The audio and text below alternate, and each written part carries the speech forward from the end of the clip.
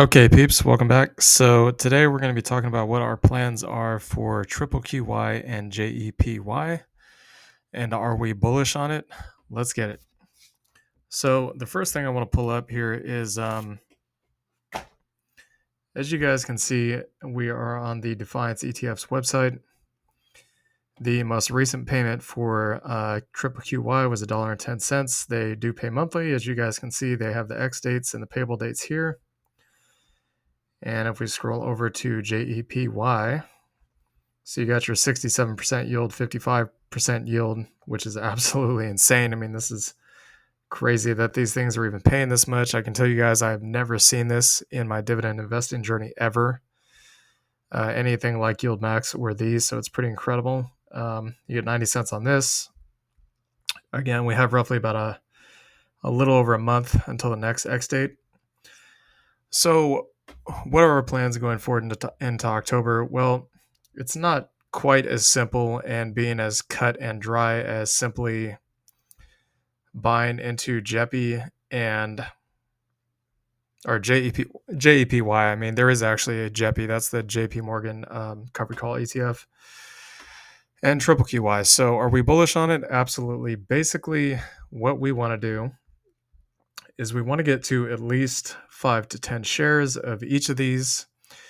Now, keep in mind, we have actually recently checked this. It could always change in the future, but these funds are not yet available on M1. They are, however, available on both Robinhood and Webull, as you guys can see here. If I click on triple QY, there it is right there. And JEPY, they are actually trading on the Webull platform. So you're able to purchase them here. But basically, more or less what we want to do is we want to get at least 5 to 10 shares of each of these. We have actually still been trying to accumulate some of these Yield Max ETFs. So AMZ, GUI, Coney, FB, and NFLY. As you guys can see, the share counts have increased over time. We really don't know what the dividend yield is going to be over time for triple QY and JEPY, but if we go over here to the charts, I will actually go ahead and pull up the NASDAQ and the S&P for you guys so you can see it for yourself.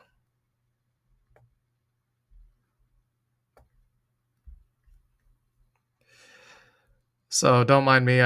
These pivot points are actually for day trading. These are not for swing trading or investing. It's a whole different thing that we'll talk about in the future. But as you guys can see, these are basically the underlying index that JEPY and triple QY trade off of. You can see that the NASDAQ has pretty much it has pretty much only ever gone up over time.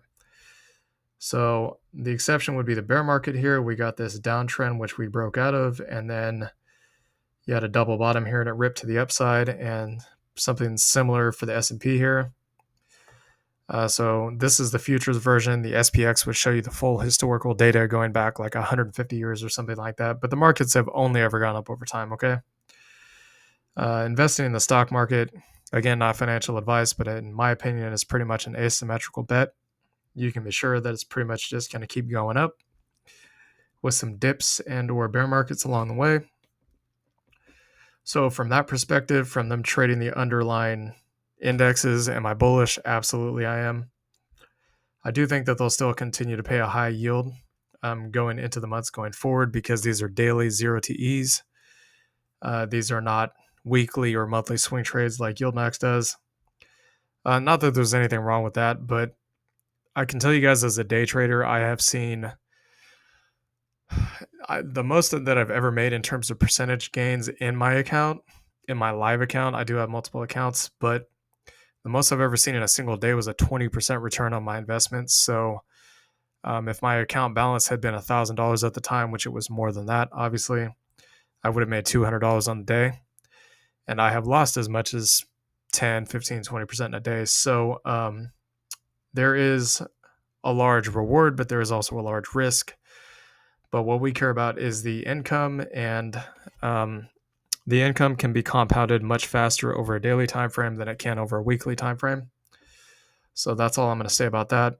Going into October, pretty much what we're doing now is we're stacking up a little bit of cash. So we're putting in about $100 a week into income investments. Whereas before we were putting I think it was more than 3 times that per week into income investments. Reason being is because we had some unexpected expenses that came up. We have to pay for those. And on top of that, we like to have a certain cash balance. So we like to have at least 12 months of emergency expenses saved at all times in cold hard cash or cash equivalents. That does not mean that we're in bonds and or high yield savings. We are not. We do think that those are great to buy right now, but we want to have our cash immediately liquid, meaning we can move it like that, just instantly. Okay. So there's that. But what we plan on doing going forward into October is to buy some of these Defiance ETFs, basically just DCA in. Over October, we do expect October to be bullish, but there is some outliers currently that could kind of kill that. Unemployment could potentially go up, although we highly doubt it, but we'll be looking at it. The inverted yield curve could uninvert, which we don't think is going to happen in October. The the CPI report could come out bearish, meaning that inflation comes out higher. There's a lot of outliers, but historically speaking, the markets usually only ever go up between October to December.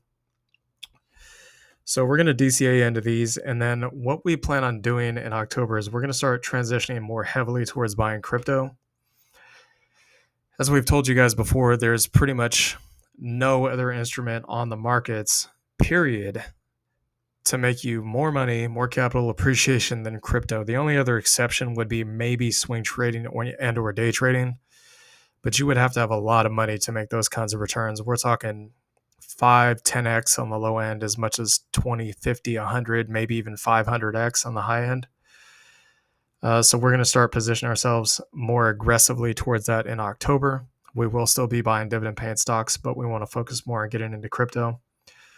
Part of the reason is because the SEC and a lot of the big financial institutions like BlackRock and Fidelity are kind of having a war right now.